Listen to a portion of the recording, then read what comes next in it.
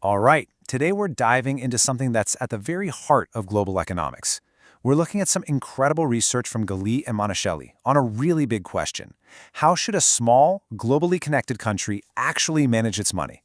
And this whole topic gets at a feeling I think we've all had at some point when we're just checking the news. I mean, you've been there, right? You pull up the exchange rate on your phone and you just wonder, why does the value of my money seem to change every single day?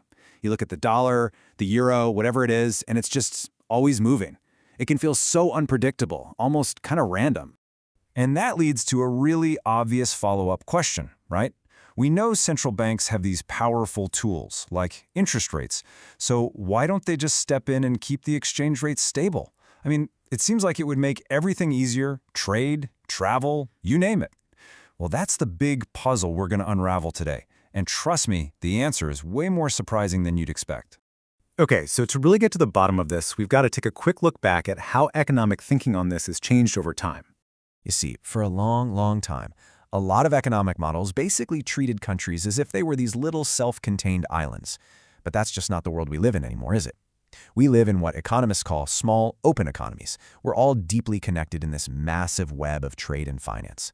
What happens in one part of the world, say the US, absolutely affects its neighbors, like Canada. And what happens in China sends ripples all the way to Australia. And this changes everything.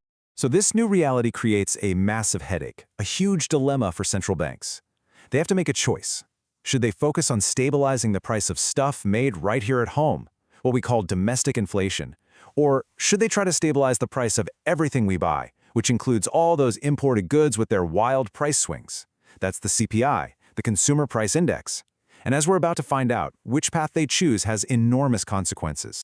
And this is where the research we're looking at today comes in, because it proposes a really radical and honestly powerful new strategy for dealing with this exact problem. So what's the big, surprising answer from this research? It's this: focus only on domestic inflation. Yeah, you heard that right. The conclusion is totally counterintuitive. It says the best thing a small open economy can do is to basically ignore all that price noise from imports and just put all its energy into keeping the prices of its own homegrown goods stable. And listen to this. This is a direct quote from the authors Galí and Monticelli. They say that potentially large and persistent fluctuations in the nominal exchange rate are not necessarily undesirable and can be a consequence of an optimal policy. I mean, let that sink in. They are literally saying that a currency that's swinging all over the place isn't necessarily a sign of a problem. In fact, it could be the sign that you're doing everything exactly right. So how on earth does that work? Well, the best way to think about it is to imagine the exchange rate as the suspension system in your car. So step one, some kind of economic shock hits. Could be global, could be domestic. Step two, the central bank does its one job. It keeps domestic prices stable, it doesn't flinch. So what happens?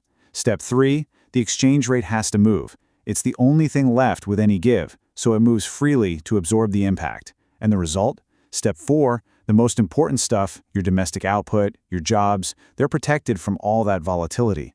The exchange rate takes the hit so the real economy doesn't have to. Okay, so that's a really elegant theory, right? But the big question is, does it actually work in practice? How does it stack up against other ideas? Well, the researchers decided to put these policies to the test. So they basically set up a head-to-head showdown. How does this shock absorber strategy compare to other popular policies like, say, pegging the exchange rate to another currency? To find out, they ran a simulation to see what would happen to an economy when it gets hit by a shock under these different sets of rules. All right, take a look at these charts. Let's focus on the one in the top right, the output gap. Now, the output gap is basically a measure of economic pain. It shows how much the economy is falling short of its full potential. So see that solid blue line?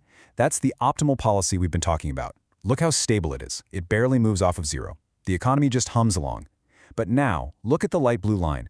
That's what happens when you try to peg the exchange rate. The output gap just tanks. It plummets. That's a massive, painful shock to the real economy. And this right here is the critical takeaway. The policy that sounds stable, pegging the exchange rate, actually creates this gigantic shock to your domestic output.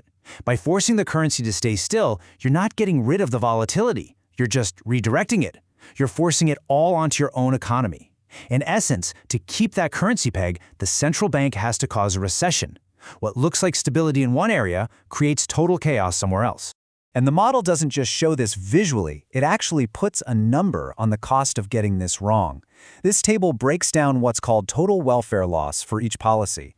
And look, these aren't just some abstract numbers on a spreadsheet. This represents real, tangible economic pain. We're talking lost jobs, we're talking businesses closing, all because the wrong policy was chosen. And get this, in the main scenario they tested, trying to peg the exchange rate causes nearly twice the economic damage, twice the welfare loss, compared to the flexible approach. That's a massive, massive difference. Okay, so let's pull all of this together and talk about what this really means for how we should think about the economy. So what are the big takeaways here? First, in this interconnected world, central banks have a really tough choice to make: stabilize home prices or all prices. Second, the research is pretty clear. Focusing on domestic prices lets the exchange rate do its job as that crucial shock absorber. Third, trying to force the exchange rate to be stable can actually do way more harm than good. And that leads to the final, and maybe most important point. A currency that's fluctuating a lot can actually be a sign of a really healthy adaptive economic policy. What this research really does is it forces us to completely rethink what economic stability even means. It's not about keeping every single number on a chart perfectly flat. True stability is about being resilient. It's about letting some things move, letting them be flexible, in order to protect what truly matters the most: people's jobs and the country's output.